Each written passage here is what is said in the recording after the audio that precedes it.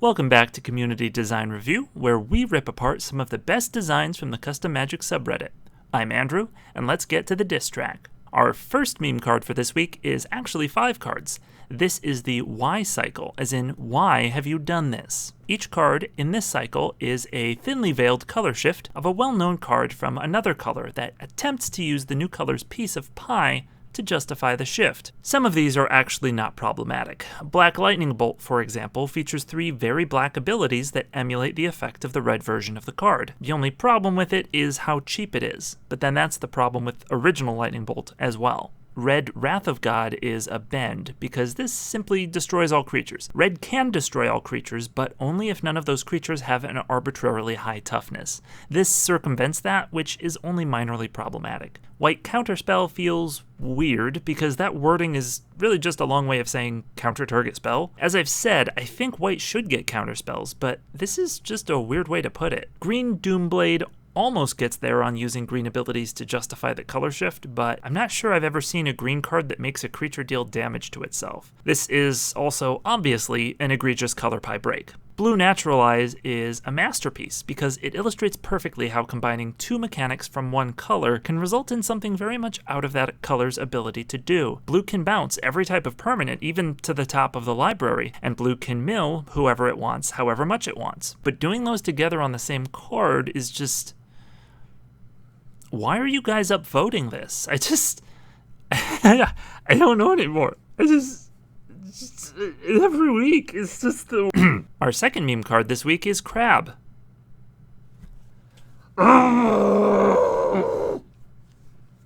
Finally, we have a meme card that's actually kind of funny. It's a white ramp spell. Do you get it? You get it? Because it's like a ramp that you would, drive a vehicle off. You get it now?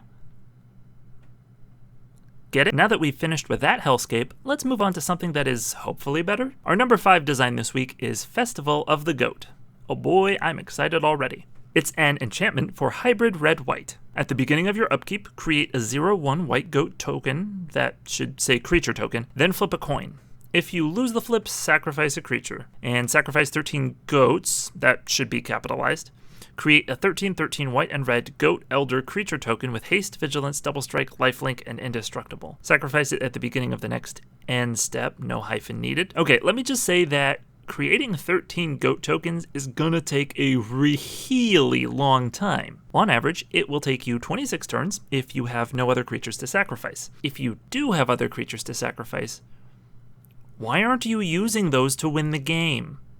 Also, even if you do get to 13 goats, this doesn't win outright if your opponent has a bounce spell, or a fog, or path to exile, or more than 26 life, or a lot of toughness. Also, this isn't a hybrid design. Hybrid means that either color could do the card by itself, but red can't do vigilance or lifelink, and white can't do haste, and seems unlikely to do coin flips that sacrifice creatures. I do actually like the feel of this card, but it really needs more development. Number 4 this week is Zuriel, the Regulator. It costs 3 white-black for a 4/5 legendary creature, Angel. Well, I love legendary angels. Could slot this right on into Kalia. All creatures have lifelink. Combat damage can't be prevented, and creatures can't attack unless their controller pays 2 life for each attacking creature. Well, this is a unique design. It definitely feels white-black. Preventing damage prevention is a red ability, and I guess green, though I'm not sure Questing Beast is a good metric. I guess the designer wanted to make sure that you would be able to gain back the life you invested into attacking, but that could just be a risk that you have to take when playing this card. This is a cool design, but the best part of this card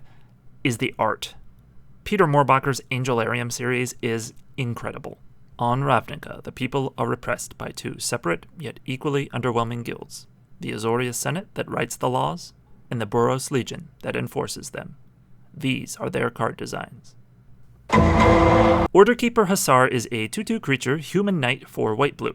It has flying, and as long as it's not your turn, spells you cast cost 1 less to cast. And Lawbringer Sky Knight is a 2/2 creature human knight for red-white with flying, and during your turn, spells your opponents cast cost 1 more to cast. Say that 10 times fast, Peter Piper. These are very cool. Both guilds get these sorts of small flyers, even down to the knight creature type. The cards are identical, except for, of course, their colors, and their second effects, which are opposite. So this feels perfect for a mirror. I do think the names should be switched, because the Azorius Azorius write the laws, and the Boros keep order. Now for the second abilities, white-blue, of course, likes to play instants, so rewarding you for playing cards on your opponent's turns is a good design. And inversely, red-white likes to prevent people from messing around during their combat specifically, so I think both of these abilities fit pretty well. These are just solid uncommons that I wouldn't mind seeing in a Ravnica set, assuming that I was happy to see another Ravnica set.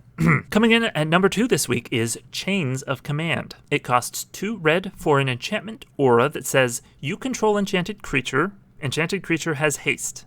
It also has Echo 3 blue. Okay, so it's like an act of treason, but it can turn into a mind control. Oh, but it doesn't untap the creature, so it only works as an act of treason on untapped creatures, which makes sense. There's really not room to put the untap that creature clause on this card. Now let me say, this is interesting. Personally, I think Echo is questionable in general, being a downside mechanic with no flavor to salvage it, but this is a cool way to use it. Like really, this is 2 cards in 1, depending on whether you pay the Echo or not. Really sweet design, and the art is just perfect for this effect. And our showstopper today is Tempt Fate. It costs 1 black for a sorcery that says destroy target creature, and it has overload 3 white. Okay, so this is kind of like the last card in that it's 2 cards in 1, but different colors. This is just murder plus Day of Judgment. Now, the designer correctly identified that when you give a card multiple modes, that flexibility needs to come at some kind of cost, generally on both ends. So on the murder side, this loses instant speed, and on the Day of Judgment side, it costs 1 more mana. This seems pretty well balanced, and it's nice to have the modality to kill 1 creature if you have a board you'd like to protect, or the whole board if you're very behind. Now, yes, you could probably push this card more if you wanted to, but it's important to remember that not everything has to be mega pushed. Now, the art here is also pretty sweet, but that's just Death Pact Angels, so F-.